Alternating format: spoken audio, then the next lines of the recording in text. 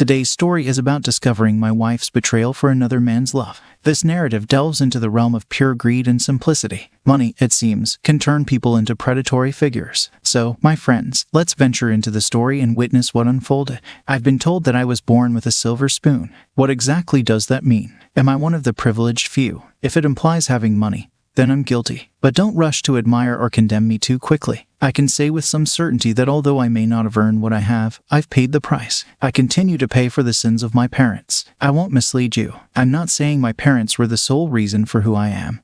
But that doesn't absolve them either. My grandfather made his money the old-fashioned way, with backbreaking labor and sweat. If only the sweat were his own, he may have been respected. Instead, he became rich riding on the backs of poor, unprotected laborers. He paid a man half of what he was worth and twice what he would have liked. This leads us to my father, a man forced to do the bidding of my tyrannical granddad. He was treated as an employee rather than a son. He worked hard, long hours. His handicap was a new generation, the generation of union workers and employee rights. Yet, his hard work and abilities led to his success in business. He learned how to handle the unions, and the company prospered. I simply don't worry about my grandfather's business. I have others do it for me. There's an entire staff of highly trained and qualified managers who keep stuffing money in my pockets. The industry is booming, and we rake in more than our share. I'll honestly concede, the company thrives despite my lackluster efforts. You might think me a rich, spoiled child despite my 30-some years. You could be right, but it makes no difference. I lead my life the way I see fit. Your opinion of me is not my concern. I've become numb to the expectations of those around me. This, you will see, was not caused by my fortune. The cause was brought on by those closest to me in my life. Yes, my father, my mother, and later, my wife. Update. My life began 38 years ago. I was brought onto this earth on a cold winter day. My father, Father Robert Jr., christened me Robert III from my grandfather Robert Sr. By the time I was born, Sr. had long since passed, leaving his business and fortune to my father to carry on. My dad worked hard to build his reputation as a successful businessman. My father married late in life at 44. My mother was 20. The sole reason for his nuptial union with my mother would be me, an heir to perpetuate the family name. There was no room in father's life for me other than a name. He worked long hours, and I don't even really remember him. If you thought of your childhood memories, you probably have mental images of your father at the beach, a picnic, or perhaps at your graduation. I have no such memories. I learned many years after his death that his life was his business and the many mistresses he kept. My mother was for breeding only, a young wife to raise his child. She no doubt had loved him, but the love was never returned. My birth meant an end to romance for her. After a few years of unsuccessful persuasion for Robert Jr. to become a real husband to her, she let alcohol and depressants comfort her. I was raised by a nanny paid to see to my physical requirements. I was treated more as a possession than a loved member of the family. As I grew old enough, I was sent to the finest boarding schools. I went to and was expelled from the best institutions money could buy. Military school was where I learned to accept what I was, an outcast, not wanted by my family, not wanted in any way except by the school for the money I could bring them. They were paid handsomely to keep me disciplined to the point of conformity. They wouldn't let me leave nor let me act like the child that was thrown out of every other school on the East Coast. If they failed, the school would lose their largest benefactor, my father. I saw life as it truly was. I was not to be valued for any contribution on a human level. Rather, my worth was to be assessed by those that could profit financially from our relationship. I heard of my parents' death while in college. The facts were hidden from me at the time, but I would later discover the horrible truth. My parents died on the same day in two seemingly unrelated events. The official cause of death given at the time for my father was heart failure. My mother's was listed as a motor vehicle accident. I would learn years later that a 9mm dot had caused my dad's heart to fail. And coincidentally, my mother was in the room at the time. I would also find out that one of Dad's many mistresses had also met with an untimely demise in the same bed, at the same time. My mother's death would prove mysterious as well. Her Porsche was estimated at over 130 miles per hour when it collided with a power pole. It seemed her blood alcohol level was high. Would your world have been shattered upon learning of your parents' death? Well, to be truthful, it was very nearly the same as hearing two strangers had died. The spin control my father's company launched made the event appear as two wholly unrelated tragic accidents. At the time, no one questioned it, and to this day, it is of no consequence to me how they lived or died. Are you asking yourself how anyone can be this heartless? I don't perceive myself as caring, simply indifferent. Do you cry when a stranger's death occurs thousands of miles from you? I think not. Certainly, if a child dies through the actions of others, you may shed a tear. but a cheating husband and a drunk driver will go almost unnoticed. At the young age of 20, I was forced into the world of high finance. In military school, I learned two valuable lessons. Loyalty and diligence will be rewarded, and poor performance and betrayal deserve severe punishment. These small bits of knowledge have served me well. The top-level administrators of my father's company, no, make that my company now, were ineffective and indecisive. A change was in order, so I made that change. I've trusted one man in my life, and only one. He was military, he was loyal, and he always told me what I needed to hear, not what I wanted to hear. He was the math teacher at the academy. John Miller was as close to a father as I had known. I had to beg to convince John to work for me. He had no use for industry or the type of people that occupied the top positions. John was certain he would be in over his head as he didn't know the business world. When I reminded him, a general didn't need to know how to fire a rifle, but send the soldier who does to the correct location, he capitulated. Within 6 months, he had things running like a well-oiled machine. John had succeeded, and the business flourished. I wasn't really needed, but I continued to work. I needed a reason to get out of bed every day. In spite of my lack of experience and aptitude, I did learn the inner workings of my company, though I hardly needed to. I can't remember a time I had to make a decision in the presence of a subordinate. In my first year after my parents' death, I was on my own, a totally new way of life. No nanny, no school, and no direction left to my devices. I fell into despair like my mother. Alcohol became my choice. I drank to remember, and I drank to forget. Jack on the Rocks became my only true friend. My friendship was a commodity others vied for, but Whiskey Jack was the only one that asked nothing of me. Well, the ladies. Now that is a different story. Women threw themselves at me, so I gladly accepted the offer of their company. Sex was all I ever saw in these women. They had their agendas, and I had mine. To them, I was a checkbook. To me, they were little more than whores, to be used and cast aside. It was a rare woman indeed that could hold my attention for more than one night, as I became recognized as the very rich young eligible bachelor about town. It was funny to watch the scurry of gold diggers as I would enter a bar or restaurant. The flirting ritual would begin with a simple look and soon progress to a full-court press. I have never had to approach a woman. They are happy to do all the work for me. In school, I was never more than an average student, but my studies at the university would earn me a master's degree with honors. I applied my body and mind to the coursework with unwavering diligence. Through the years of my 20s, I had scores of women try to get me to the altar. I had no desire to make that commitment. I was simply not interested in leading that lifestyle. Women begged me, promised to overlook any tryst for the opportunity to be my wife. It amazed me to think that a person would do that out of love. So, I knew in the end, it was money they sought. Update 1. Shortly after my 31st birthday, I met a woman that would change my views on marriage. She certainly wasn't the most beautiful woman I had ever seen, but there was something I could not identify that attracted me to her. There was a presence about her that held my attention. We had met not at my usual haunts but in a small deli. For the first time in my life, I was forced to make the first move. Sitting at a window table, eating her lunch, I was compelled to approach her. She invited me to join her as all the other tables were full.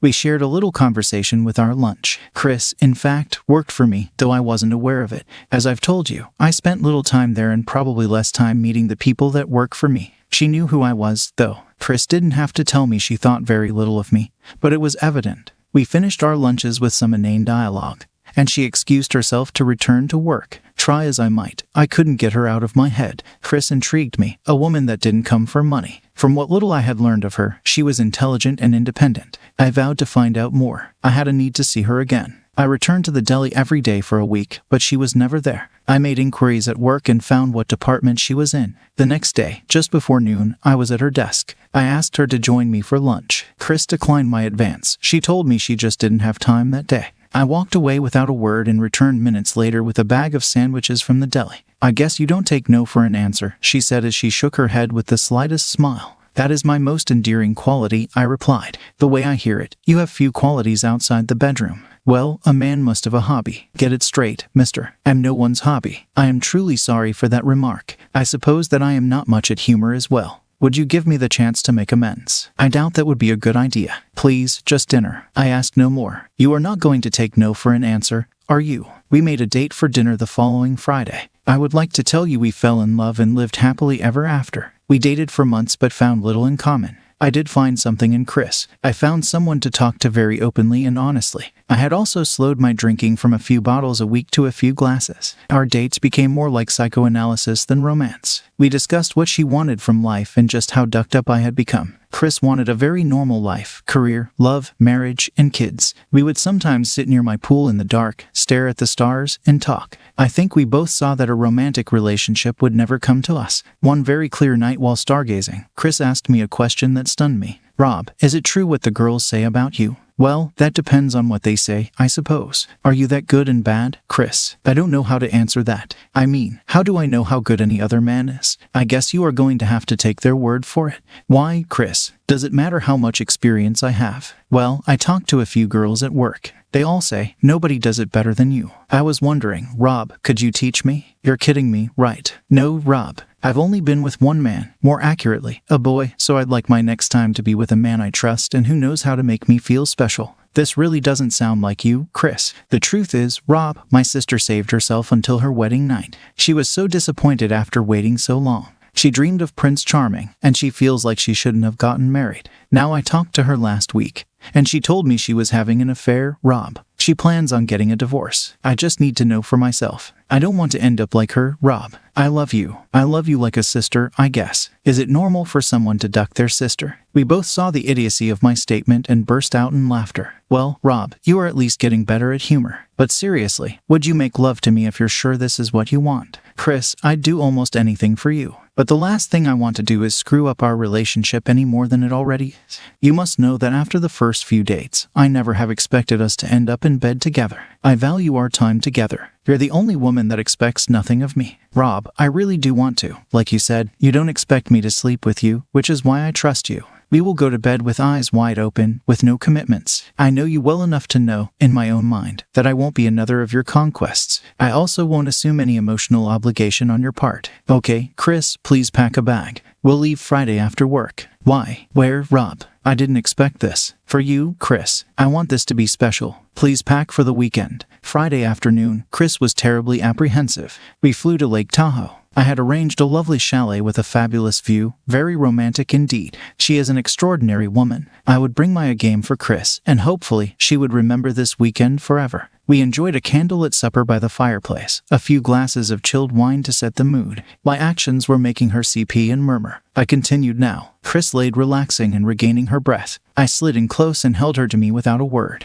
I let her drift off to sleep secure in my arms. The day had been long and tiring for us both, but I didn't sleep right away. I watched Chris in wonder, admiring this special woman next to me. I awoke early to find Chris sleeping peacefully at my side. I prepared some coffee and returned with 2 mugs. Did you sleep well, baby? I asked. I wish I could sleep like that every night, she yawned, and then she smiled. I handed her the mug. I slipped into bed with Chris and enjoyed our closeness. The thought of being with Chris every day made me smile, but I would not tell her. I know she has hopes and dreams that I don't fit into. I really could not let on that I was now hoping for more from her. What's that silly smile for, Rob? I'm just enjoying my coffee, I lied. We showered together, and more than earlier, I longed to be with Chris forever. I had fallen in love with the one woman that would say no to me. Yes, we were lovers, but Chris was using me now to learn how to love someone else. I had shunned people all my life for wanting me for their own gain. I suppose you could make the argument that Chris was only indulging me for her benefit.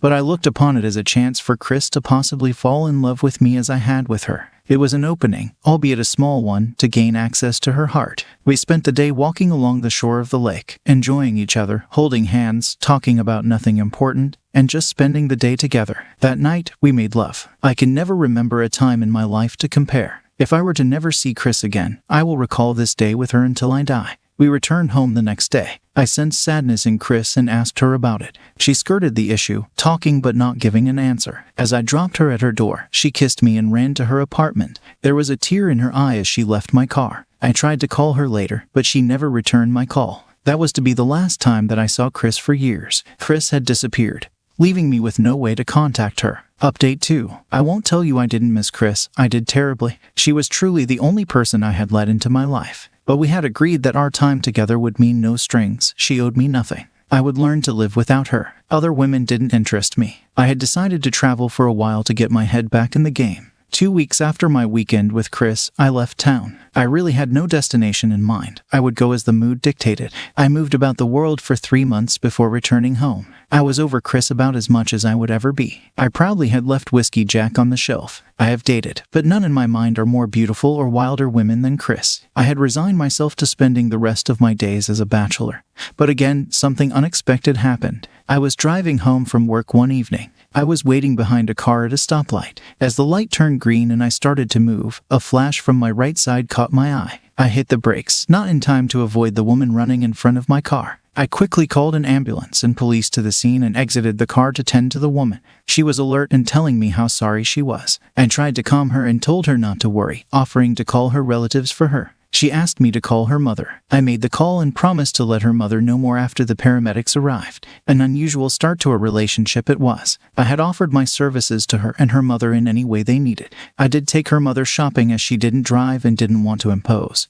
But I drove her to her doctor and into rehabilitation. I felt responsible. Though the police had pronounced it an accident and didn't come on to me like other women did, it reminded me of Chris. After months of recuperation, Anne's cast was removed. I asked her and her mother out to supper to celebrate. I think her mother was instrumental in Anne's acceptance. We went to dinner together, the three of us. We danced a little, but that was awkward for Anne. I danced with her mother as well. When I took them home, they both had kissed me, thanking me for the help over the last few months. There was something to Anne's kiss that left me wanting more. We began to see each other on a more regular basis. To explain Anne in one word, well, where I had seen Anne as an introvert, I was confused. After our first time in the bedroom, we became soon married, but not solely from love on my part. Have you ever done anything stupid? And when someone asked you why you had done it, your answer was, it seemed like the thing to do at the time. Well, this was why I had married Anne. Years had passed, and Anne proved to be a good wife. She cooked and kept house. I had offered to hire help, but Anne preferred not having strangers in the house. I was frankly okay with this. I was around money my whole life and was not impressed with the lifestyle. I wanted a more modest existence, so I had sold the mansion my granddad had built many years earlier. Well, now that you've sat patiently and let me ramble on about my miserable life, let's get on to why you all came here.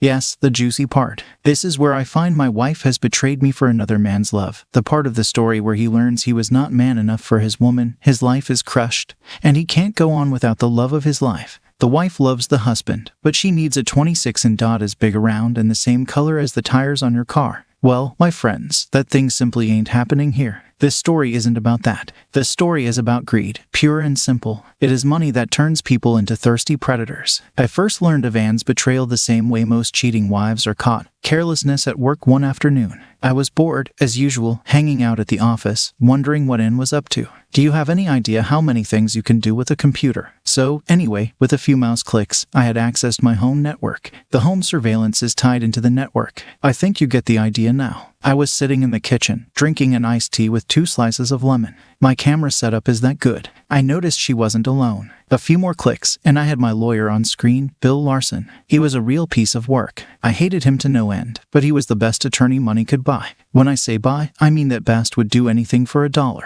I had tuned in just as he was getting up to leave. I had no idea what they talked about, but it looked to me like it was over. I changed cameras as she escorted him to the door. At the door, Bill grabbed Anne and pulled her to him. He bent down and kissed her. Anne didn't seem too pleased and was struggling with him. She managed to push him away and then dot his face. I heard her words, "You will life best. I wouldn't duck you for any amount of money. I'll go along with your idea, but if you ever touch me again, I'll cut off that thing and feed it to you. Now get out." Update 3. I have to find out what is going on. You already know I'm no mastermind. When I find I need help, what do? I hire the best to look out for my interests. John was the one to get the best. And he did. They were in my office in under an hour. Bullard discreet inquiries. Jeff and Paul, the men sitting before me. 30 minutes of queue and a ladder. They were armed with all the pertinent data to investigate my life from day one. With the information I had combined with the surveillance system in place, I could have found what I needed to know myself. Investigating this myself would also take some time. Yes, I had the time to spare, but if you work well, you are angry, mistakes will be made.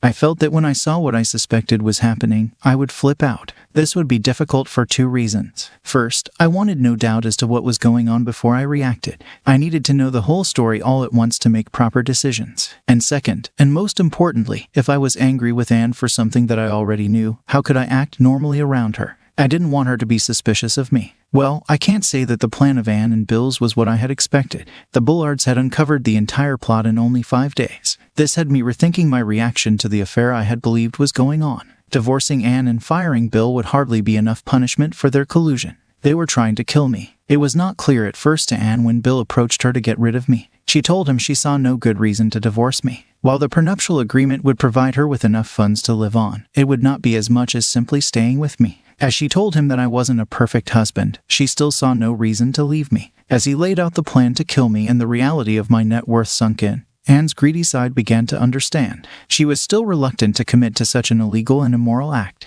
The dollar signs soon W out. She could see herself as the grieving widow with more money than could be spent in 10 lifetimes. Bill had made some horrible investments and was in deep financial trouble. He saw me as his ticket to riches. It was all on video from the hard drive in my security system. They were planning, as they said, at my table, calmly plotting as if it were no more than a surprise party for me. Yeah, some surprise, I thought. From the evidence the Bullards had accumulated to this point, there would be no problem getting a conviction for the both of them. Conspiracy to commit murder could put them in jail for life, and I liked this option for Bill. The idea of him living with thieves and murderers for the rest of his life appealed to me. I knew about their planning date from the report the Bullards had given me. I tried to remain calm around Anne, usually sleeping with one eye open. She seemed to be the same old loving Anne, and the girl could act the part well. By the end of the week, my revenge would be set into motion. At noon Friday, I called the house, and Anne answered the phone. Hello. Hi, Anne, it's Rob. Hi, baby. How's my lover today? Well, I'm a little tired, but I'm good. What's up?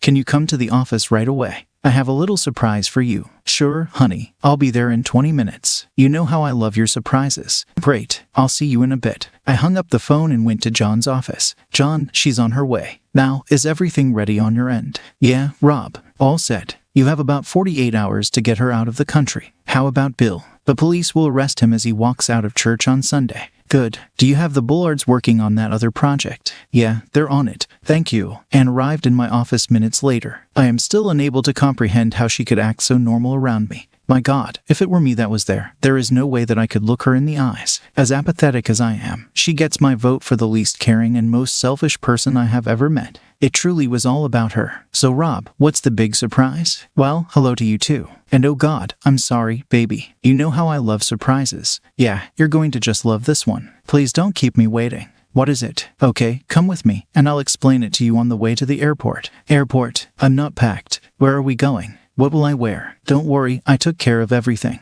If I get my way, you won't need any clothes. We were off to Paris. I told Anne only part of her surprise. I'd planned a little trip that neither of us would soon forget. I had carefully packed our bags the night before we had left. While Anne was enamored with Paris, I have always thought it was over the top somewhat. Our days were spent sightseeing. Our evenings were filled with fine restaurants and theater. I did happen to get away from Anne early one morning to call John. I needed to know how things went with Bill's arrest. John told me it was the talk of the whole town. Bill was sitting in jail, and his wife had refused to bail him out. He was crying like the little bish he was. The arrest warrant for Anne was waiting to be served. The police were not very happy about my taking an out-of-the-country flight. After a week of Paris, we sailed on a cruise ship to Scandinavia. We relaxed while enjoying the food and nightlife on the ship. I was in the pool as I watched her one afternoon. I was sitting in a lounge chair, wishing things had turned out differently. She was a good wife to me, if you overlook the part of her that wanted me dead. If only I could have loved her instead of accepting her as a convenience. This was probably my fault.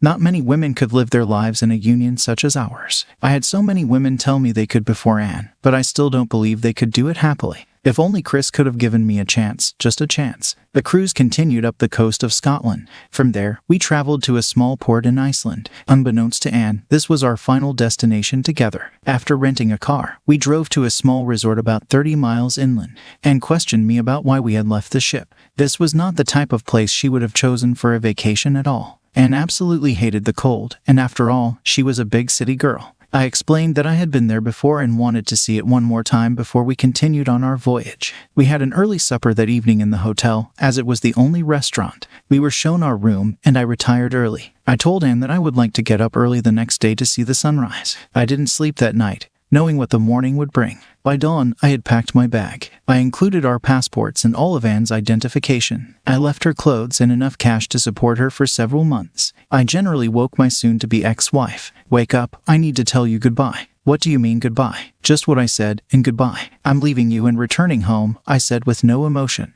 You cannot be serious. You can't leave me here. Have you gone totally insane? No, I don't think so. As a matter of fact, I think I have become a little wiser. But why would you do this to me? And what makes you think that I will stay here even if you leave? That's easy, my dearest wife. I have a little trouble with your plan that you concocted with Bill. You see, I'm not quite ready to die just yet. I really don't see any way to forgive you for that. And as to why you will stay here, if you try to leave the country, you are going to need a passport. There is a warrant for your arrest awaiting you back home. Also, a federal warrant has been issued for fleeing to avoid prosecution. Please, there has to be a way. I'm afraid not. But you should know the funny part before I go. If you had asked for a divorce, you would have gotten your half of the money anyway. You have always known that money doesn't mean much to me. I never intended to use the prenup. It was John that insisted on it. On the flight home, sadness filled my heart. Part of me wished now that Anne would have succeeded. Better off dead. This seemed to be my fate. At the very least, Anne would have enjoyed the wealth. My homecoming was bittersweet. I was still alive, but to what end? There was nothing to come home for, and certainly no one to greet me. God, what a cruel joke my life was. That old adage about money not buying happiness must have been written about me. I filed for divorce as soon as I could. It would be simple. It was just a matter of time before they could declare abandonment. John had given me the only good news that I'd seen for quite some time.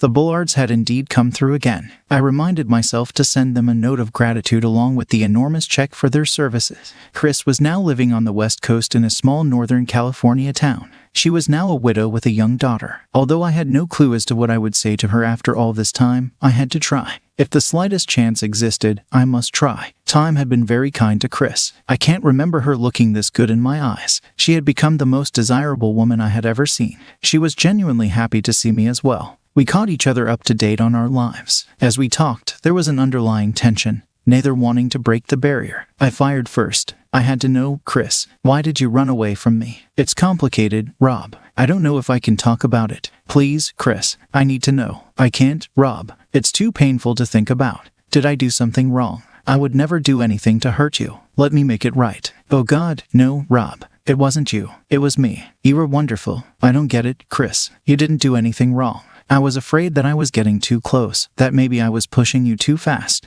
No, Rob, stop. I just can't talk about it. Chris, I've got to know what happened. Just tell me, please. You still don't take no for an answer, do you? No, and I'm not leaving until we settle this. I love you, Chris. I want to know why you. What? No, Rob, don't do this. Chris, I do love you. I have loved you all these years. Oh God, you don't want me, Rob. That's why I ran away. Not because you loved me, but I'm not what you think. The fact that you love me just makes it worse. I'm just like all the other whores now. I'm the worst one, Rob. When we met, I didn't want you because I thought you were an asshole. After a while, I started to like you, and that complicated my feelings for you. Are you saying you love me? No, Rob, what I saw was a nice guy with money. I saw a chance to have a life with a rich man that could fuck. But when you made love to me that last night, I couldn't do that to you. You see, I was looking at you like all the others had, but I ran before I could hurt you. Chris was crying now. Chris, it doesn't matter to me. No, Rob. Now that you know about me, I can never look at you without feeling like I had betrayed you. It does matter to me, and it would never work.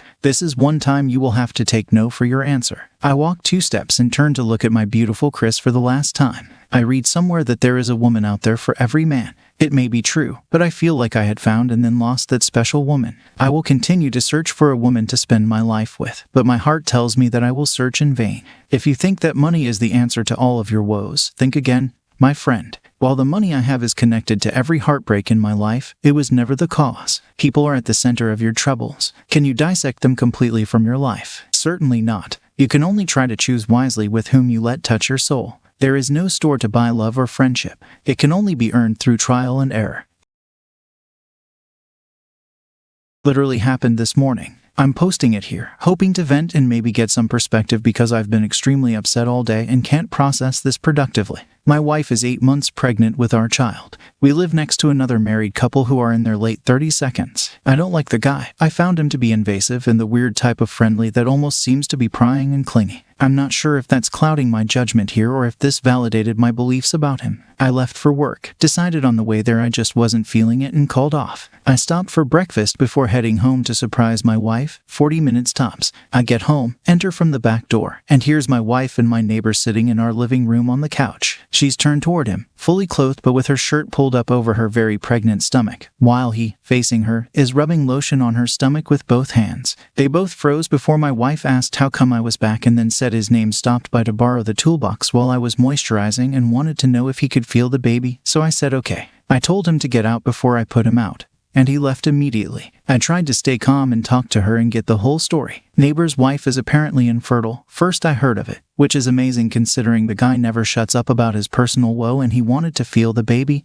That's her story and she's sticking to it. That's not good enough for me. My thought process is, there's a big effing difference between feeling a baby for 10 seconds and coming into our home and rubbing lotion on my wife's stomach. If it was some close friend of ours, I might understand, but I dislike the guy, and my wife has never expressed any sort of closeness to him aside from passing pleasantries. And she's not the type to let anyone she isn't close to put their hands on her. So, in the span of a day, the guy goes from being a distant acquaintance of hers at best to her deciding to invite him in and let him rub her. I also find it convenient that he showed up that early right after I went to work, very shortly after his own wife also left for work, and he's never come over asking to borrow anything of mine before. Yet, 9:30ish in the morning and he urgently needs a toolbox. I don't believe my wife. This is the first time my trust in her hasn't been strong enough. I don't believe her story because it makes no sense. When I told her I'd be mentioning this to his wife, she was adamant I don't, as not to make more of it than it is. If it was innocent, what more is there to make?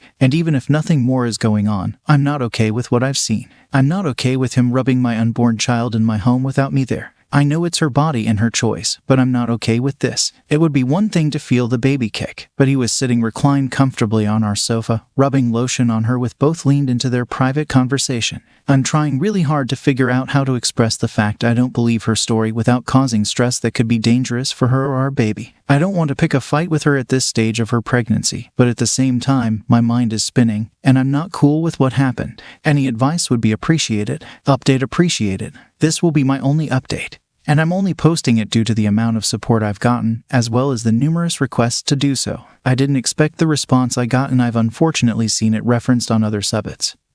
So I'm choosing to confront it. Most of you are right. Congratulations. I read through all of your replies and spoke to friends and stewed for a day. My wife stuck to her story, apologized for making me uncomfortable, and assured me it wouldn't happen again. Crapser decided to leave a handwritten note in the mailbox specifically apologizing as well. I still didn't feel better, and the consensus was that I should speak to my neighbor's wife, who were going to call Sally. So that's what I did. Watched my neighbor leave for work.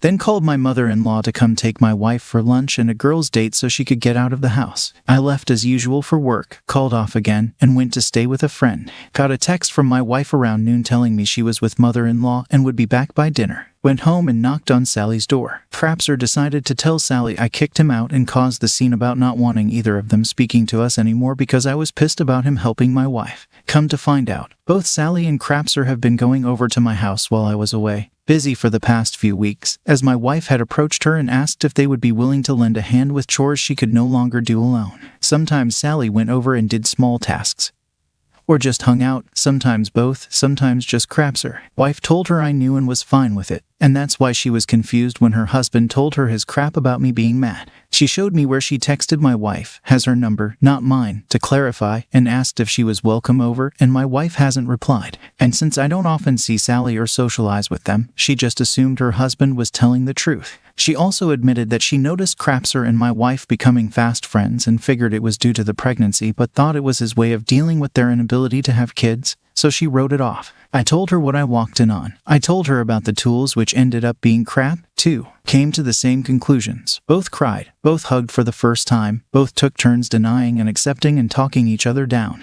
Took a walk around the block together and conspired. She planned to call Crapser at work and say that my wife messaged her confessing to the two of them having an affair and seeing what happened. Went back to my friends, started having major panic attacks, thinking I effed up. I was about to ruin my marriage, worrying I might be wrong. A bit later, and I get a call from my wife, screaming at me to find a way to leave work and come home. So, I go home. Crapsicker called her telling her what Sally told him. She told me I was crazy, I was a piece of crap, that she was considering leaving me, everything.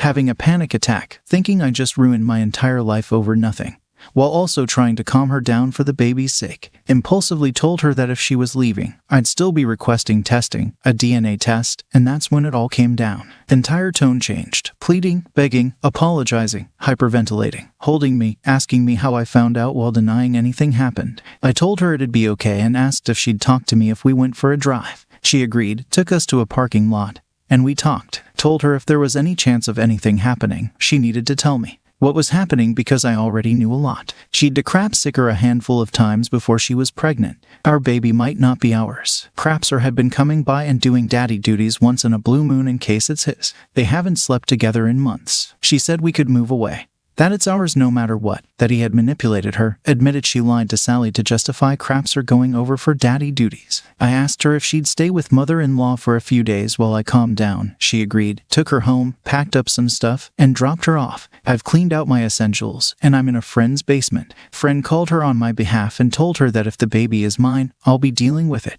If it isn't, it's on her, but either way, I'll be filing for divorce. My friends took my phone from me and deleted my social media. She's been calling my friends. Friends told her to F off. I spoke to my boss, and he's been very understanding. Last I heard from Sally, Crapser hadn't been home and stopped responding to her calls and texts. I have nothing left. In less than a week, my life has fallen apart. The only thing keeping me here is the small chance that the baby is mine. I have nothing else. I woke up today disappointed I woke up at all. I've never felt this alone, and I haven't accepted any of it yet. I'm praying for the first time in my life that I can stop feeling this way and find strength. Edit. Thank you all for the incredibly kind words, even those of you who are doubting me. Took the time to weigh in. I'm not sure what else I can do to verify my story without revealing any more personal info than I have. So, while I'm aware nothing ever happens on the internet, you'll have to take my word for it or don't. I'm honestly not sure where to go from here. I feel sick. I feel jittery. I want to confront them both and scream, but I don't want to leave the couch. I know that time plays a big role, but I'm worried about my ability to deal with how I'm feeling right now for too much longer. I'm worried about how this is going to affect me mentally long term.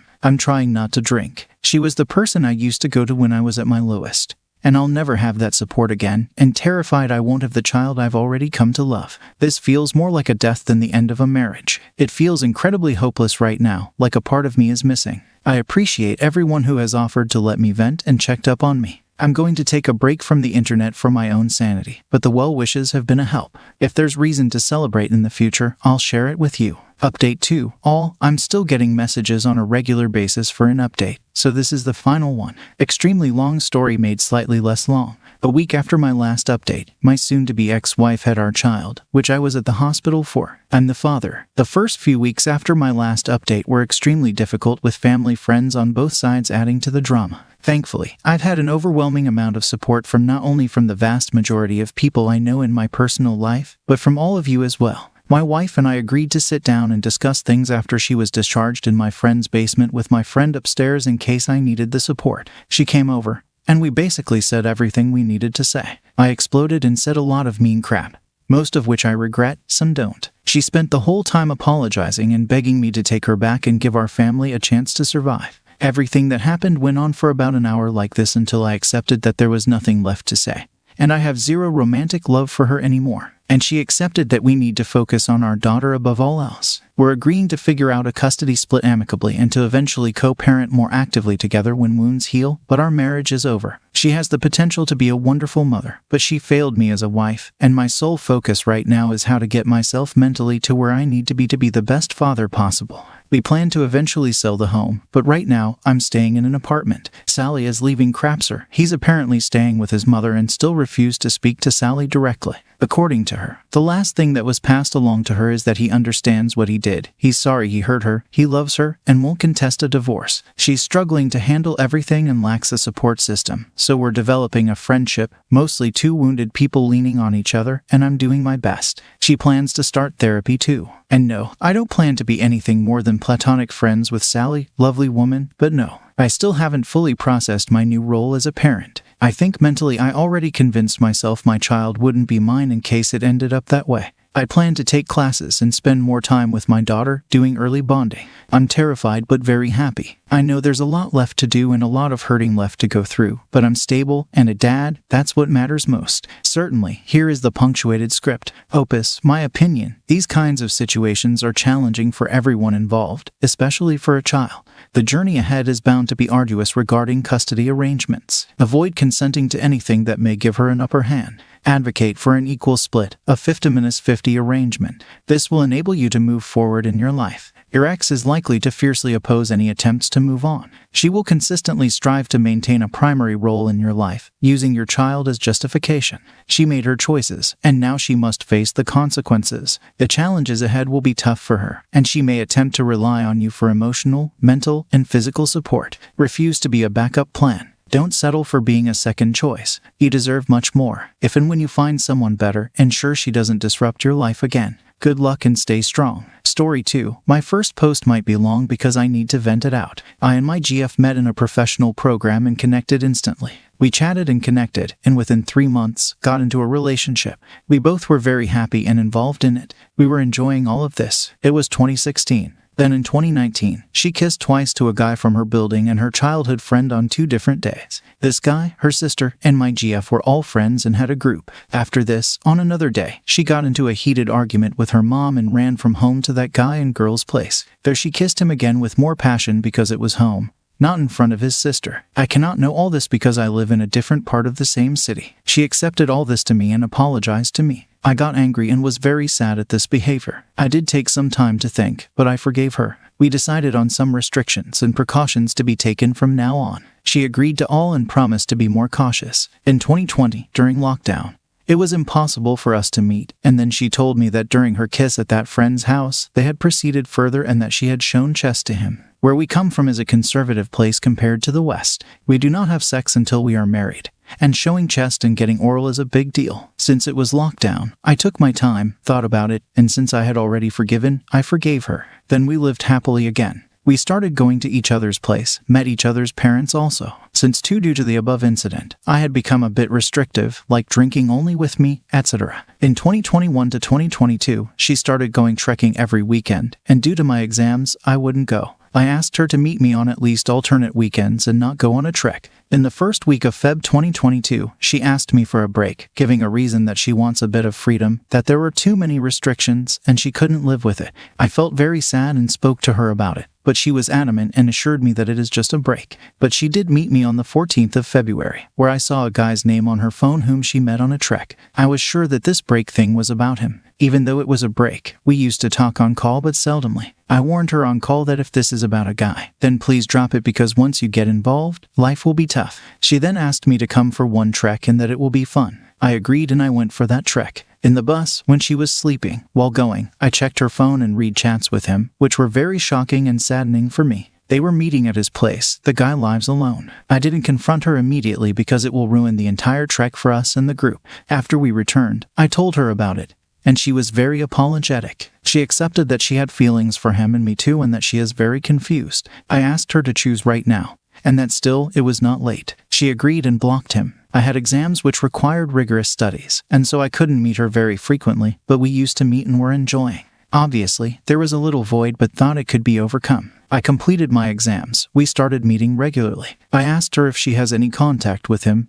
and she denied. So, I thought all was okay. She came to my place to chill in June, and she was a bit sad and sounded guilty. I cheered her up and told her to forget everything and decide what we wanted to be in the future. After 2 to 3 days, she was crying over the call and told me that she was still in touch with that guy and that she had still visited his place. She had gone for a 5-day trek in March, which she told was going solo. She accepted that they had gone together and that she met him last in June itself. I asked her why, to which she said that he was crying continuously and that he wanted to meet one last time, and then one last time became one more time. I was so angry and unhappy that I told her that I needed time, but it was mostly over. She was crying so much and was always apologizing to me, but it's too tough for me to forget everything. I cut the contact with her but couldn't block her. I cannot block because I'm not that person. She was crying continuously since days and also said that it's better to end life. Whenever she threatened to end her life, I used to get scared and change my stand. She was crying continuously, and her parents realized that something was wrong in the relation and that it must be her fault. Her mom had called me secretly, and I did tell her that it's very tough and that something wrong has happened from her side, but I won't tell the entire truth because it's personal. She had told me that they had only kissed, and that is why I gave her a chance. After her confession in June, she told me that they have been physical to the level of a hand job, and it blows my mind away. She is still very apologetic in messages and calls me every 4 to 5 days. Recently, I came to know from her that her father is in financial trouble, and that it is taking a toll on his health. Both her parents are aging and have health issues. From where we belong, we get attached to families too, so this affects me. Her parents are supportive but also motormans, so when they are in pressure, they speak anything and swear to GF. She has had a rough childhood due to this, and deep down, I know she is a very good human being. She is also smart and very good at her work. Apart from this affair and all the lies spoken, she has been very supportive financially, morally, socially, etc. What should I do? I don't contact her from my side but haven't blocked her. Also, 70% of me says breakup is final, but 30% also says to forgive her, take her back, and bring her to the right track.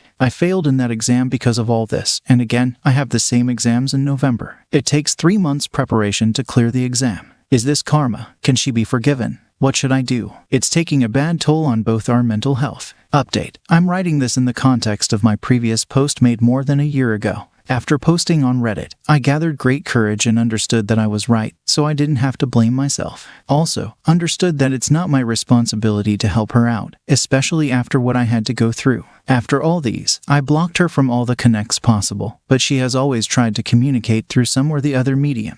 In November 2023, she had messaged my friend to ask about me, whether I was doing fine or not. Today, since it's my birthday, I received an email from her at 5 in the morning. I didn't read the email, blocked her email ID, and archived it. I have made up my mind to progress in life and to get married in 2024, the place where I belong. I will have to go for arranged marriage. I have 2 questions at this point. 1. How to get out of the memories completely. I have made great progress here too. There are very few instances when I remember her or the memories strike. But is there any way to get out of it completely? 2. Should I bother her messages? I feel like it hinders my healing process. Is there any need to read those? Honestly, I don't want to read it because I suffer emotionally. I know it's not in my control to stop someone from communicating, but when will this stop? When will she stop messaging me? Because when I get married, it would not be nice to receive messages from an ex. My opinion, avoid reading her messages. Implement a no-contact approach. Concentrate on yourself and prioritize self-care. Invest time with those who care about you and bring joy into your life. Incorporate regular gym sessions into your routine. Consider moving out with friends. Choose activities that contribute to your happiness and well-being. The initial phase may present challenges, but it will gradually become more manageable over time. Good luck and stay strong.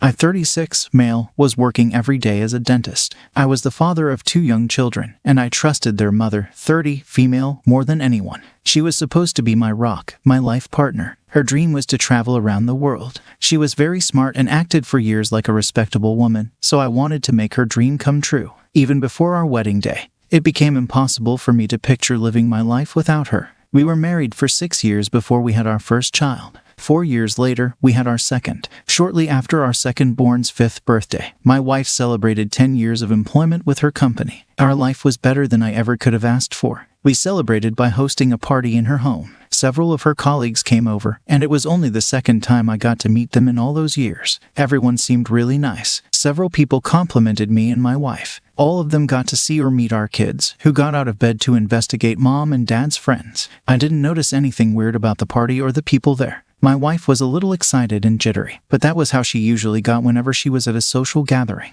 She didn't know it, but I was saving up money as fast as I could for a trip to Australia to celebrate her upcoming 20th wedding anniversary. I worked 6 days a week, so I was looking forward to this more than any whole Sunday. I had the thought at least once a week that our area needed more dentists. Literally just days after the party we hosted and days before I planned on telling my wife and kids about the trip I had planned, my M texted me. All she said was, "She's cheating on you." I replied with lots of question marks, and when she didn't reply back, I called her. She sighed before admitting that there were lots of people who knew my wife was cheating on me. She started an affair about 2 years prior with one of her colleagues. Completely taken aback, I asked why she nor anyone else ever told me about it. She said she didn't tell me about it because it was her daughter, and she didn't want to be the one to tell her secret. But after so long of an affair, she couldn't take it anymore and reasoned that I deserved to know so either of us had a chance at getting married again. I couldn't believe my wife was shamelessly seeing another man, and none of her co-workers felt like telling me. Then she added that my wife was looking forward to this upcoming business trip. My wife told her that work trips were the only time she could feel guilt-free with AP. Then she admitted to her mother that she might be enjoying her affair more than her marriage. I asked my M what I was supposed to do about custody of the children, which I immediately regretted because she started saying that my wife was still an excellent mother so I could let her have it. That's when I hung up. Now that I knew the truth, I was going to start taking my life back. I felt like a fool as I explained the situation to my lawyer. How did I not see any signs? My lawyer suggested I obtain evidence of some kind before confronting her about it. So before she left me with the kids to go on the business trip she was so looking forward to, I asked her where it would be held and wrote down the address. She probably assumed I just asked for safety reasons. She kissed the kids goodbye and then tried to kiss me. I pulled away, but she didn't ask me why. She just looked at me a moment before she shrugged and left. That's how I knew she didn't care about me anymore. I planned to surprise her at the address she gave me. I left our kids with my mom, who was very eager to see them. She lived independently 45 minutes away from us, far enough that she wasn't comfortable driving, so having the kids at her house didn't happen very often.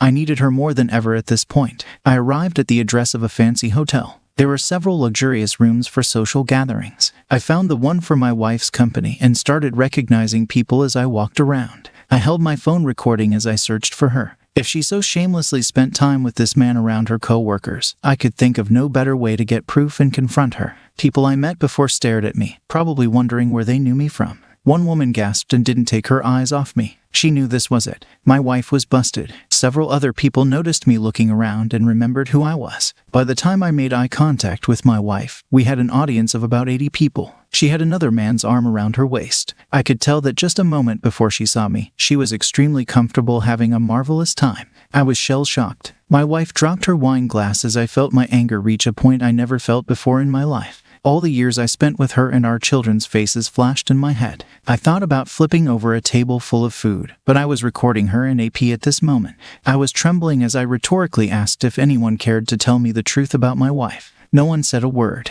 No one moved. I asked her directly why she cheated on me. Even though on the grand scale of things, it didn't matter why my wife cheated on me, I felt like I needed to know. I wanted her to explain on camera why it wasn't good enough for her. In front of all the people she worked with, she looked extremely stupid when she just stammered that she didn't know why. I scoffed loudly and yelled that our kids deserved a better mother than I walked out. Later that night, after I was back at home with our kids, my MIL called, begging me to give my wife another chance. She said it wasn't her place to tell me what my wife was doing. I thanked her for telling me the truth because anyone deserves to know when they're being cheated on. She paused before asking me again to forgive my wife so she could come back home. She went on to explain that she didn't have room for her to move in and just flat out didn't want her to live with her. I laughed a hearty laugh and hung up. Neither her nor her daughter cared about me. They were only thinking of themselves. For some reason, my MIL became annoyed by the fact that everyone knew about my wife's affair except for me, so she told me the truth because it was what she wanted to do. Now that it inconvenienced her, she wanted me to forgive her daughter. She didn't even say it was for her daughter's sake. She just wanted her house back. Wouldn't you believe that my wife called me just 2 days later, asking me to forgive her because she didn't want to live with her mom.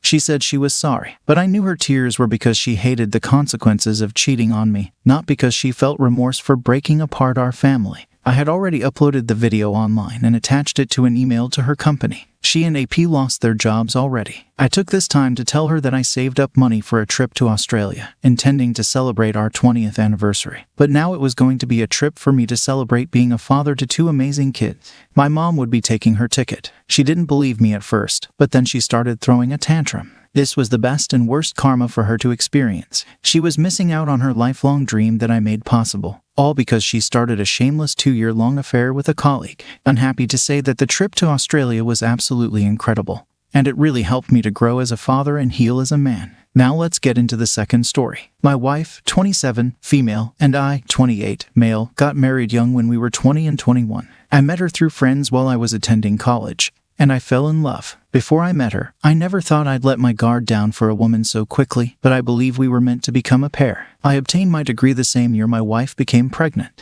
Life was moving fast for us, but I never felt worried or scared. My parents were a little. Her parents were thrilled she was settling down and staying out of trouble. She never told me much about her past, but she had a lot of friends. It seemed that for much of our relationship, if not all of it, I was sharing her with her friends. After she had our son, she went back to socializing and insisted I stay home to watch him while she went out. At least once a week, I easily agreed to this. I felt like we were living the perfect dream. After a while, I wanted us to go out together, but my wife didn't trust either of our parents to watch her son. I thought that was pretty frustrating because they were supposed to help us and smother their grandson with love. So, things stayed the same. She went out with her friends, then sometimes she'd watch the baby while I went out. I didn't like this separation. Before I got to talk to her about it, she started acting weirder. Each night she went out, she'd tell me which friends she was going to meet. She started to get scrambled and forgot which names she told me. The next day, I pointed out her inconsistencies and how she was always vague about what they did. Each night, she got nervous and said she had to lie to her mom about who she hung out with because her mom hated one of the girls she spent time with. So, that's why she got confused and told me the wrong story. I did not believe this at all. It was just alarming. How could she forget which truth to tell me? If her mom didn't like one of her friends, that isn't a very complex lie to keep straight, and it wouldn't mean she'd have to lie to me at all. I didn't want to cause an argument because I could tell my wife was in defense mode. While she was out another night, I called my MIL. I asked her who my wife said she went out with the night before. She was audibly uncomfortable and put on the spot. She cursed a little and sighed heavily. She assumed the jig was up and admitted my wife was seeing someone else because she had some growing up to do. I was shocked and hurt. My M justified my wife's cheating ways, blaming it on her immaturity. She assured me that my wife would learn from this if I could let it go this time. I hung up on her. I looked at my son and felt broken, like I would never be the same after this. When my wife returned, I told her I knew everything. She looked at our son and instantly broke down. She told me she needed me to forgive her. She said exactly what her mom said. That she was young and stupid and made a bad decision, but she didn't deserve to lose our family. It was honestly really annoying to hear her talk about what she didn't deserve. She didn't deserve me, my trust, or the nice home we had as a family. I dedicated myself to her even though I was just a year older than her. Why should I accept this when it's the one thing I never expected her to do? It's the one thing I decided I wouldn't tolerate in my marriage. With these thoughts fueling me, I told her to go stay with her mom. She took our son with her to her mom's. In a way, it felt like she was trying to punish me for refusing to forgive her. During the divorce, I realized I needed to obtain solid evidence of my wife's affair. I knew I wouldn't be able to get anything from her or her mom directly, so I served subpoenas on my wife's cellular company. As soon as she heard about this, she, in turn, requested a protective order in an attempt to squash my efforts proving her infidelity. Thankfully, the court saw what she was trying to do and sided with me. I had the right to engage in discovery, which might lead to evidence of her adultery. To no one's surprise, blatant evidence of an affair was found. Images and texts sent between her and more than 5 other men all the time she ever planned to go out with AP were there, along with the plan she made to hook up with 2 other men. I'm happy to say that I won primary custody and have since healed from this experience. I started dating a wonderful woman 1 year and 2 months ago today. She's a young widow with a young I can't explain it, but it feels like my story was already written. I know I was always meant to be with this woman, as much as I am meant to be a respectable father figure towards children. I feel like I've grown wiser and saw straight through my ex and her mother's manipulation tactics. While I was on my lunch break one day, I bought a scratch-off lottery ticket. I didn't normally do it because I didn't want to waste money, but for some reason today, I decided to do it. I scratched it off and couldn't believe what I was seeing. I won $50,000. I could hardly contain my excitement as I decided I wasn't going back to work that day and drove home to surprise my wife. I opened the front door and started calling out for her but stopped myself when I heard a man's moaning. Then I heard scrambling upstairs, so I rushed up there. I saw him climb out of the second-story window. He landed on the small roof over our front porch, then on the ground and took off running. My wife was screaming and naked, but I wasn't listening to her. I ran out of our house and down the street after him but lost him. He got too far of a head start. I returned home to my hysterical wife. I told her I won $50,000 and that it was going to help me pay for our divorce. She was confused, upset, and angry. She begged me to reconsider the divorce, told me they only did it this one time, and that she needed some of the money for schooling. That last one got me. It was a selfish thing to say. I told her I didn't believe a word she said and that I didn't care about her schooling. I added that my feelings for her would never be the same. Now it was like love mixed with hate, and that wasn't going to be my life. She couldn't believe this was happening and started pulling out her hair and screaming. I tried to get her to calm down and said it wouldn't help fix her mistake. Then I asked for her phone. She stopped acting so crazy and looked me straight in the eyes to ask why. I told her it was to check and make sure this only happened one time. She didn't know what to do. She obviously didn't want to give me her phone. I told her she would either give me her phone or I would leave, and she'd never see me again. She threw it at me and said if I didn't trust her, then I could check. She probably hoped I wouldn't look long enough to find the bad stuff. Her hopes were in vain. I found her hidden texting app and the messages between her and her AP. She tried to grab her phone again, but I kept it and locked myself in the bathroom. She was freaking out, but it was mostly breathless crying. I scrolled up and up and up, but I couldn't find the top of the messages. There were lots of messages to prove he was at our house more times than I cared to say. I was done. I instantly resented my wife. I knew I'd probably have emotions emerge later, and it would be hard to resist talking to her. I finally came out of the bathroom, and she bombarded me with questions, wanting to know if I'd let it all go and forgive her. I told her I found her messages and asked why she did this to me. She said she was just a woman and she got bored but didn't mean anything by it. She loved me, but she was excited to do something fun. We were only married for 3 years at this point, but I never thought it would end like this. I told her we were absolutely done. She didn't respect the vows she made to me, and I didn't respect her anymore. I told her to pack her bags, and she looked around the room, probably realizing she had a lot to pack, and she wasn't going to see this room anymore. She sat on the bed looking overwhelmed and nauseous before she really started sobbing. This was difficult, I can't lie. I had way more pleasant memories about her than bad, but I just let my anger rule me to get me through this.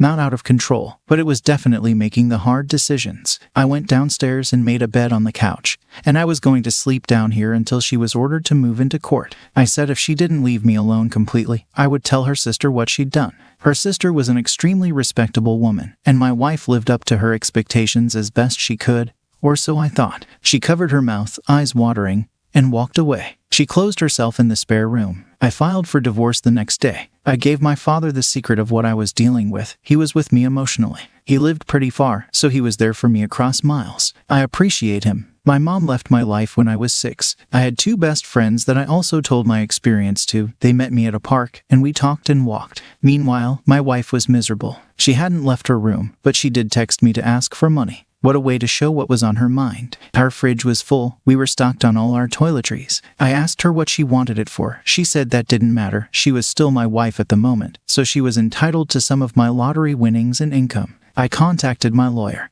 and he gave me the idea to include a post-nup agreement in favor of myself in the divorce papers. I left the pile of papers on the table to wait for her signatures. Since she didn't have money to consult a lawyer, she signed them all. I was so thrilled I didn't have to give her anything. Now she had a short time allowed for her to move. She was not happy at all. She ended up telling her sister what happened so she could come get her. I wondered where AP went. A little birdie told me AP was already seeing another woman, so she gave up our new marriage for a man that dropped her like a hot potato. As far as I know, she still lives with her sister, and her sister hasn't been very welcoming. She doesn't have a very large place to live and was expecting to have to divide her living space. I've since started dabbling, and it's pretty fun, even though I was used to a steady relationship. I hope you all found my story inspiring in one way or another. Don't cheat on your spouse. Now, let's get into today's second story. My wife, 30, and I'm 34, were married for 5 years, and she worked at a place where one of the groomsmen from our wedding worked. He was still good friends with me, and he was pretty surprised when one of his new co-workers showed him a picture of his girlfriend. This dude's girlfriend of 1 year was my wife. So, my friend told another one of our mutual friends when he found out, and he added this guy on Facebook so he could show me the pictures of him and my wife. They asked me to meet them at a bar to hang out, and while I did, my wife went out with her friends. As soon as I got to my friends, they told me they would be there for emotional support through what they were about to tell me. I instantly tensed up. I couldn't help it. They told me what they knew and showed me his profile, which had a picture of him and my wife on it. I couldn't believe how openly he was dating her, like she wasn't worried I'd find out. Her profile was set to private, and our relationship status said we were married to each other, but his relationship status, he was married to my wife. I clicked on that profile link, and it was the second account my wife made. She was living a double life, apparently, for the last year. She worked from home, but sometimes she told me she worked from the park or a cafe. I worked, so I wasn't able to follow her or validate what she was saying, but I believed her. Sometimes she sent me pictures to prove where she was, but for all I know, he was sitting next to her, just out of view. I asked them to come with me back to my house, and they agreed. We drank a 6-pack and waited for my wife to come home. When she entered, I let her put down her purse before I said, "We need to talk," a very worrisome thing to hear in a relationship. She looked terrified, like a scared rabbit. I asked her to sit down, and she said she couldn't. I pulled up the guy's profile on Facebook and showed it to her. She immediately turned red and started crying. She was trying hard not to, but her body was falling apart. She said she was so sorry and didn't know why she did this or kept it going for so long. She said she became friends with him through a gaming app on her phone. She didn't think anything of it, just enjoyed messaging him sometimes. But then he wanted to meet up, they did, and she liked him a lot. She started looking forward to his messages and made arrangements to meet up again and again to talk and hang out until they had intimate relations for the first time. When he asked her out, she couldn't say no. She'd fallen in love. I told her the problem was she started talking to a man behind my back. She didn't tell me about him at all. Otherwise, I would have been able to keep an eye on it. I told her if she never intended for it to escalate, she should have told me about him right away and never agreed to meet him in person. That was her poor decision, as it was to sleep with him, and now she was going to go through a divorce. My friends nodded slightly, making eye contact with me. I swear it gave me strength. They helped me discover the truth. I genuinely love them at this point for being my real friends. My wife broke down, sitting on the couch and pleading with me to reconsider. I told her she should have reconsidered this affair at any point before now, and she didn't. I told her to get out. She knew it was my apartment. Mayan was renting it to me. She couldn't believe this was happening, and she closed herself in the bedroom. I assumed she was packing. She came out 45 minutes later with one large packed suitcase, saying she'd come back for more in a few days. Curiosity got me. I asked where she was going to stay. She said I wouldn't want to know. How humble of her. I couldn't be bothered about it. We were history, and I would find a new and hopefully loyal woman. So she left, and she never came back for stuff. AP dumped her 1 year later, and she was only able to stay in her brother's renovated shed. It was extremely small and smelled like mold. I remember from when I was there once. I don't feel bad for her, and I did find a nice girl to start dating. It's actually hard to take it slow because I became accustomed to a serious relationship. I've had to use a lot of self-control to keep myself from becoming too serious or attached too quickly. I've started to value myself way more than I ever have before and enjoy my own company without anyone else. I have a pet bird, and he sits with me often. I also go out with my aforementioned friends and write letters to a pen pal. I started growing plants as well. I guess I'm a botanist now. Hello, everyone. Welcome to my channel. My name is Joni, and today we're going to have some more stories from Reddit. But before we start, it would be so much appreciated if you would subscribe to my channel, like the video if you enjoy it, and maybe leave a comment down below. These simple clicks would mean a lot to the future of this channel and really reward the effort that I put in every day. And now, without further ado, let's go. Now, let's get into today's stories to find out what happened. My wife, 35 female, and I, 37 male, were together for 12 years. She was a teacher at our town's high school. She was a teacher there for 8 years before this happened. We talked about having kids, but she always said she felt like her students were the only children she could handle. There were families whose children she taught and helped graduate high school. A lot of these kids would become independent, working adults in the area, armed with the knowledge they learned from her. At school parties or meetings, graduates would often attend with their younger siblings and parents to thank their teachers and update them on their life. This happened often for my wife, and she was always so proud. I was there the night that one of her former male students, who was in his early 22nd, returned to thank her and chat about the career path he chose. She was beaming as she spoke to him, more than any other time I'd witnessed her talking to someone. The only other time I saw her being like that was on our wedding day. I chalked it up to her passion as a teacher and knowing she improved her students' lives. So, life continued on as it always does, and everything was going great between us and in our careers. We were cuddling on the couch one night when we started to make out, and I pulled off her shirt. As I kissed down her neck, I immediately noticed a hickey on her chest. It completely threw me off. I hesitated but stayed quiet. I decided to act like I didn't see anything. I'm pretty sure it was shock and denial that prevented me from telling her what I saw. Later, long after she fell asleep, I laid awake overthinking about the hickey. Eventually, I just got out of bed, grabbed her keys, and went to snoop in her car. I put my hands everywhere, feeling for anything weird. I checked a few receipts, but they were innocent enough. The trash wasn't suspicious either. I stuck my hand in the back seat pockets and found, to my dismay, an empty condom wrapper. I was completely numb, and I could only think of hiring a pie. I wouldn't be able to take off work to follow her, and she'd spot me or my car from a mile away. I didn't want her to know I knew anything.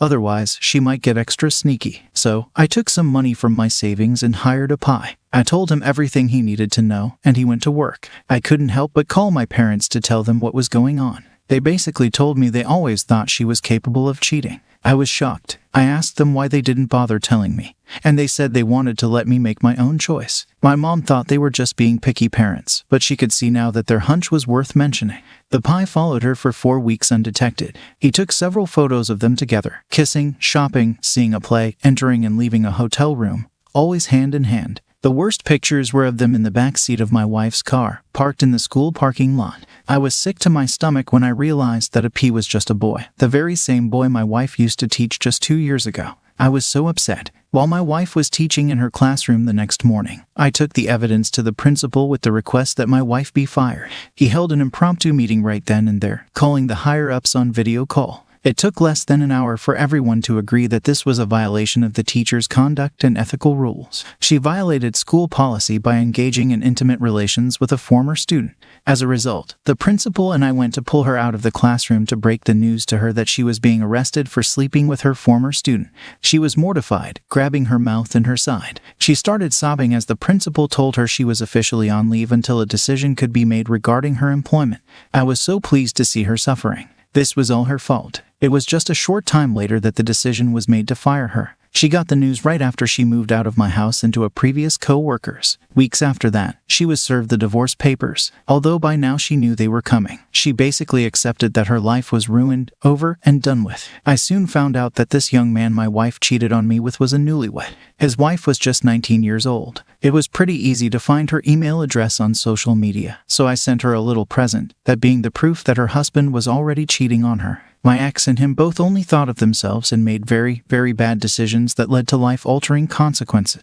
I am happy to report that since this AP and my ex have both had to start a new life far away. My wife had trouble getting a job here since news spreads fast. I'm doing my best to move on from what happened, and I'm taking it one day at a time. Now, let's get into the second story. My wife and I had an arranged marriage, and it was miserable. Still, we conceived kids, and I never, ever would have cheated on her. She was still my wife, and I had respect for our union, even though I didn't necessarily want to be married to her. I took care of her from the age of 18, and after 14 years of marriage, I trusted her. She lived each day as a stay-at-home mom, while I provided for our family. She did everything for us at home, all the laundry, cooking, and cleaning. The kids were always happy, clean, and obedient. Honestly, I just thought she was meant to do this in exchange for her hard work at home and as a mother. She asked me if she could go out with her friends every Monday and Tuesday night. I wondered why it always ended up being those 2 days, but I didn't ask. After how good she was to me and the kids, I would have felt bad telling her no. She just said she had friends and wanted to go out with them each Monday and Tuesday night.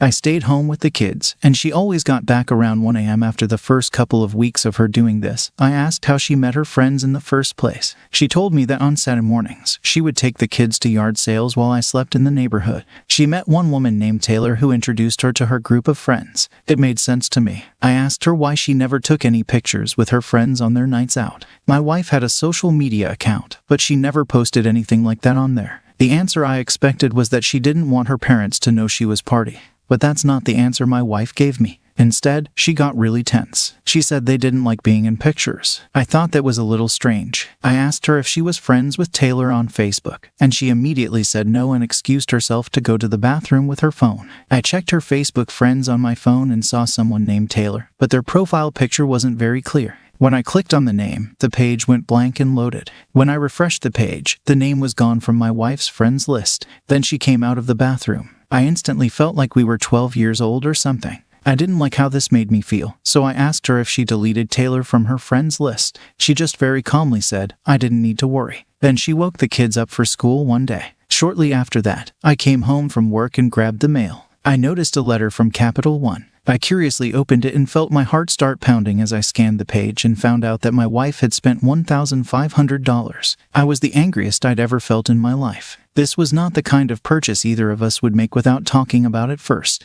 I immediately went inside, showed her the letter, and requested to see the online statement and purchase history. She was terrified, but she opened the account and let me see it. There was a large storage house for $1,000. I asked what it was and where it was. She was already crying, knowing she was caught and wouldn't be able to lie about this. She confessed she bought it for another man. She looked sick to her stomach. So, I asked her if she was in a relationship with this man. She nodded, ashamed. It was Taylor. I was still angry. I remained loyal to this woman all these years, having my children with her, knowing it was the right thing to do, only for her to cheat on me. I took care of this woman since she was just a girl, only for all that effort to backfire. She disgraced me and her families. I told her I wouldn't pay for a peace gift and kicked her out. She was shocked, scared, and embarrassed. She hadn't been without me since she was 18. Living with her parents. Our kids were crying, wondering why mommy was stuck outside. I wouldn't continue this relationship for another moment. When she realized I wasn't going to let her in, she had no one else to call but AP. She probably didn't even consider calling her parents, who would never speak to her again if they knew what she did.